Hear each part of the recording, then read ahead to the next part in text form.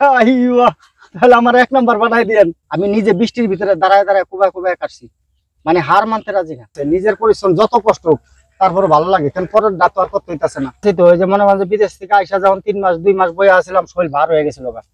এখন আমার কাছে মনে করেন যে 50 কেজি 80 কেজি বস্তাটা উঠাইতে আমার একলাই লাগবো, অন্য কেউ লাগবো না। তারপরে একটা ভিডিও থেকে গিয়ে দেখলাম যে সব রাখো বল, কেউ 50 বিঘা, কেউ 100 বিঘা, কেউ 300 বিঘা, কেউ 500 বিঘা। তখন চিন্তা করলাম যে আমার এই 5 বিঘা তাদের সাথে কুলাইবো না। তখন করবো যে এই 5 বিঘা দিয়েছেন কি আরে এখান থেকে সরাই দেন। সবল ভাই, তাহলে আমরা এখন যাচ্ছি কোথায় বলেন? এখন আমরা যাচ্ছি লেগে বেগুন গাছ আর পেঁপে গাছ লাগানোর জন্য। আচ্ছা, তো পেঁপে গাছ আর বেগুন গাছ আনছে আমাদের আরেক পাগলা ভাই। হ্যাঁ স্যার। স্যার জনাব মিজানুর রহমান। হ্যাঁ মিজানুর রহমান স্যার। ওনার বাড়িতে আপনার পাশে একই জায়গায় বাড়ি। হ্যাঁ হ্যাঁ। তো চলেন। তো আজকে শুনলাম আপনি যখন কাতারে ছিলেন খুব পরিশ্রমের কাজ করতেন এবং রিস্কি কাজ করতেন। একটু আপনি বিদেশের কাজের অভিজ্ঞতা বলবেন। আজকে যে কথা বলছেন, আমি তো বিদেশের কাজ ভাই বহুত কষ্টের কাজ। আপনার কারেন্টের কাজ করতাম, স্ল্যাব পাইপিং করতাম, তারপরে সুইচ সকেট লাগাইতাম, ডিবি ফিডিং করতাম, পাইপিং করতাম। আবার তারপরে মনে করেন যে বাইক সাইড দিয়ে স্টেপ লাইট লাগাইতাম। এই স্টেপ লাইট লাগানোর জন্য কলিজা বড় লাগে, এগুলি আমরা বাইক সাইড দিয়ে মেন লিপ দিয়ে করতাম। বড় বড় সিসি ক্যামেরা লাগাইতাম বড় বড় খাম্বার ভিতরে। ডিএফসি তে মনে করেন যে 5,500 ক্যামেরা লাগাইছিলাম। ওইটা থেকে আমার আরো বেশি অভিজ্ঞতা হয়ে গেছে। তো বেশি অভিজ্ঞতা হয়েছে আপনার ইয়ে থেকে, কারেন্টের কাজের থেকে। হ্যাঁ, আমি শুনছিলাম যে 10 তলা 20 তলা বিল্ডিং এও কাজ করতে। বহুত বড় বড়। আর আমাদের মানে হোটেল গুলাই না ছিল সবচেয়ে বড় ভিআইপি কাম। মনে করেন যে হোটেল মারিয়া, 4 season, 5 star, Hilton, Abul double, এই সমস্ত কাজ, সিটি সেন্টারের এই সমস্ত কাজে মার্কেটে আমাদের কাজ ছিল। পরিশ্রম তো জীবনে অনেক করছেন। হ্যাঁ, তো আজকে আমি প্রথম আপনার পরিশ্রমটা বেশি করে ভালো করে দেখলাম। হ্যাঁ, আমার নিজের কাজটা নিজে করতেছি পরিশ্রম। এখন আমার ভালো লাগতেছে। নিজের পরিশ্রম যত কষ্ট হোক তারপরে ভালো লাগে, কারণ পরের ডাক্তার করতে হইতাছে না। না, এখানে পরিষ্কার করতেছিলেন, যেভাবে কুপাচ্ছিলেন, মানে এটা কিন্তু আমার কাছে কিন্তু মনে হচ্ছে যে অনেক কঠিন একটা কাজ। কিন্তু আমার কাছে সহজ সহজ, কিন্তু রোদে অনেক কষ্ট হয়েছে। রোদে অনেক কষ্ট হয়েছে। যে কথা বলছিলাম, এই যে জায়গাগুলো যে পরিষ্কার করলেন, আপনি যেভাবে কুপাচ্ছিলেন, এখন মানে 1 ঘন্টার কাজ, 1 ঘন্টা এই যে এগুলি করা হয়েছে। 1 ঘন্টা তো হয়েছে। তো আমি এই মিজান ভাইকে বলছিলাম, এখানে যে বদলি আছে ওদের দুজনকে নিলে কালকে সারা সকালে একটু পরিষ্কার করতে গেলেই ওরা অস্থির হয়ে যেত। আপনার এখন কথা হচ্ছিল, আপনি বললেন যে আমি যে করে কোপ দিলাম, কোনো মানুষ যদি এখানে এসে যে করে কোপ দেয় তার রোগ বেলায় থাকবে না, এরকম একটা কথা বলছিলেন। হ্যাঁ, রোগ বেলায় থাকবো না বলেন। তো ওই যে মনে করেন যে বিদেশ থেকে আইসা যখন 3 মাস 2 মাস বয়ে আসছিলাম, শরীর ভার হয়ে গেছিল। এখন আমার কাছে মনে করেন যে 50 কেজি 80 কেজি বস্তাটা উঠাইতে আমার একলাই লাগবো, অন্য কেউ লাগবো না। কাজ করলে শরীর ভালো থাকে, কাজ না করলে শরীর ভালো থাকে না। আর যারা পারিশ্রমিক কাজ করে এরা এরকমই সবসময় কাজ করতে ইজি হয়। আচ্ছা, এবার একটু আমাকে ওই যেটাতে মাটি উঠাচ্ছিলেন, মানে ঘাস পরিষ্কার, ওইটা একটু দেখাবেন। এটা কি নিয়ে গেছেন? এখানে আছে, একটু ওটা নিয়ে আসেন। এই যে আমার সেই কারা কোদাল, এটা এলাকা ব্লেডের মতো ধার। না, এটা আমি আপনার কোপ দেখে বুঝছিলাম, সাদা চকচকা। ঠিক আছে। এটা কত দিয়ে বানাইছেন, কোথা থেকে বানাইছেন? এটা আমি 500 টাকাতে কিনছি, 100 টাকাতে পিটাইয়া কমপ্লিট করে লইছি। টোটাল 600 টাকা খরচ হয়েছে। কোথা থেকে আনছেন? এটা আনছি আমি বুধেশ্বর বাজার থেকে। আপনাদের শরীয়তপুর থেকে? হ্যাঁ, আমাদের শরীয়তপুর থেকে। তো এখন আমাদের মিজান ভাই একটা উদ্যোগ নিছে যে এই যে এই জায়গাটুকু পরিষ্কার হলো কেন, যে 100 চারা গাছ আনা হয়েছে, পেঁপে আর বেগুন। এখন আজকে এটা রোপণ করা হবে।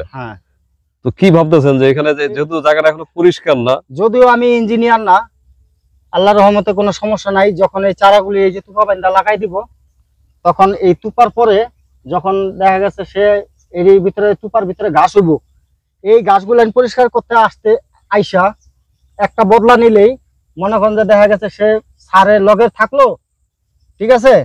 আর মনে করেন যে ওই বদলায় মনে করেন যে কাছে দিয়া ডাইনে বামে পোষ দিলে এই গাছটা থাকবো না, তার এগুলি পরিষ্কার হয়ে যাবো গা।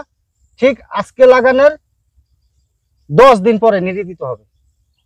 10 দিন পরে যে আগাছাটা উঠবো, ওই আগাছাটা মনে করেন যে টাইনা উঠায় ফেলাইলে এরপরে আরেকবার সার দিব, মাইটা সার, তারপরে গাছ ইনশাল্লাহ উপরে উঠতে যাবো গা।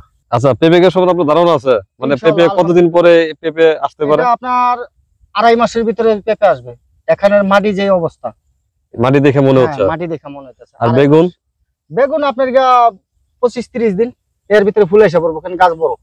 হ্যাঁ, বড় গাছ।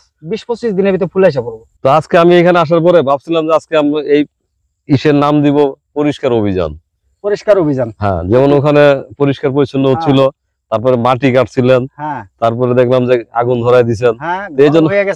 এই জন্য ভাবছি যে আজকের ভিডিওর নাম দিব পরিষ্কার অভিযান চরে। পরিষ্কার অভিযান। তো একটু ওই যে পরিষ্কারের কথা বলেন, আসলে এই জঙ্গল পরিষ্কার করা কিন্তু অনেক কঠিন কাজ, বহুত কঠিন কাজ। এই জন্য অনেকেই মনে করেন যে ভয়ে আসে না, বিঘার পর বিঘা জমি করে রয়েছে, কেউ ধরে না, কেউ করে না। আবার যারা নিচে তারা হয়তো দেখা গেছে যে টাকা পয়সা খরচ হইব, বা মনে করে যে যখন পরিষ্কার করে দেয় মালিকে তখন গিয়া ফসল ফলাম। কিন্তু মিজান স্যার যে উদ্যোগটা নিছে, ফসল মালিকে যখন এই বাধা ভাঙিয়ে দিব তার আগেই হ্যাঁ ফসল খাইয়া লইতে পারবো। তার মানে হ্যাঁ যতটুক জায়গায় সাপ করছে এতটুকুর ভিতরে তার ফসল হয়ে গেছে গা। এটা তার একটা মনের ভিতরে একটা আনন্দ আসবে, না স্পিডটা থাকবে, স্পিরিটটা থাকবে যে না আমার ওই জায়গায় একটু ফসল আছে। আপনি জমিটা দেখতে আসবেন, কোন টানে দেখতে আসবেন, একটা কিছু তো ইস্যু লাগবে। যেমন এখন তার 100 পেঁপে গাছ আছে, 100 বেগুন গাছ আছে, আইসা মনে করেন যে এটা দেখলে তার ভালো লাগবে। আচ্ছা, একটা গাছে যদি 2টা 4টা 5টা 10টা ফলও আসে তারপর তার ভালো লাগবে। আর আপনাদের একটু পরিষ্কার কথা বলেন, ওখানে ওষুধ দিছিলেন যে আগুন ধরাই দিছিলেন? হ্যাঁ, ওই জায়গায় আমি 1250 টাকা 45 টাকা একটা রেট একটা ওষুধ আছে, ওটা আমার এক বুক আছিল, কোনখান দিয়ে আমার মাথা সমান আছিল। ওটি আমি মনে করেন যে কাকায় আমার লয়ে ওষুধ মেরে দিছে, তারপরে মনে করেন যে ইনশাল্লাহ পুরা শুকায় গেছে গা, আমি আগুন লাগাই দিছি, পুড়ে গেছে গা। হ্যাঁ, পুরো দেখলাম আমি। আমাদের মিজান ভাইয়ের জন্য শুভকামনা রইল, মিজান ভাইয়ের সঙ্গে কথা বলবো। আর আমি অনেকের সঙ্গে তো কথা হয়, আপনার সামনে বলা ঠিক না, মানে আমার কাছে মনে হচ্ছে যারা যেখানে জমি নিছে পালের চর এবং ভাগ্যকুল চরে, কেন জানি মনে হয় সবচেয়ে বেশি পরিশ্রমী লোক আপনি। তাহলে আমার 1 নাম্বার বানাই দেন। আচ্ছা, একটা ঘটনা মনে পড়লো যে আপনি তো আমার ভিডিও অনেকদিন আগে থেকে দেখেন। আপনি তো মানে শুধু পরিশ্রমী না, এই যে বৃষ্টিটা গেছে না, এই বৃষ্টিটার ভিতরে এই বেড়ার বাসের ঘরটা আমি উঠাই দিছি পরিষ্কার করে, তারপরে পরিষ্কার করে এই যে এই বাসগুলো সব আমার হাতে গাড়া, এই দোতলা ঘরের। তারপরে কাকি আছিল ঢাকা, আমি নিজে রাঁধছি বাসি খাইছি, আমার নিজের খাইল্লা বড় বড় খাইল্লা এই বাদা আমি নিজে বৃষ্টির ভিতরে দাঁড়ায় দাঁড়ায় কোবায় কোবায় কাটছি, মানে হার মানতে রাজি না। আচ্ছা, এবার আরেকটা কথা বলেন, আপনি যখন বিদেশ ছিলেন, তো বিদেশ থেকে আসছেন কয় মাস হলো? এই তো 4 মাস। তো 4 মাসের আগে থেকে আমার ভিডিও দেখেন? হ্যাঁ, আর 2 বছর হয়েছে ভিডিও দেখি। আমি কিন্তু আগে কিন্তু চরের ভিডিও করিনি, আমি রিসেন্টলি চরের ভিডিও করি। তো আমি গত 1 বছর ধরে মানে প্রফেশনালি ভিডিও করি। আর আগে কিন্তু আমি সপ্তাহে একদিন চাকরির ফাঁকে ফাঁকে সুযোগ পেলে কোথাও যাইতাম আর কি। তো সেটা ছিল প্রফেশনালি না। তো এখন কবে সিদ্ধান্ত নিলেন বা কোন ভিডিও দেখে মনে হলো আপনি ভাগ্যকুল চরে আসবেন? যখন আপনি ভাগ্যকুল চরের মানে পালের চরের ভিডিও করছেন, ভাগ্যকুল চরের ভিডিও করছেন, তারপরে আপনার ইয়ের ভিডিও করছেন, এগুলি দেখার পরে তখন আমার মনে হলো যে খালে কাঙ্কেল এই চরের ভিতরে একলা থাকবো, এটা হ্যাঁ যদি থাকতে পারে, আর এই এলাকার লোক নাই, তাহলে আমি এখানেই যাই। আমার ওই পালের চরে মানে তো নিজে গো এলাকা, ঠিক আছে, এই কারণে আর সামনে আগাইলাম না।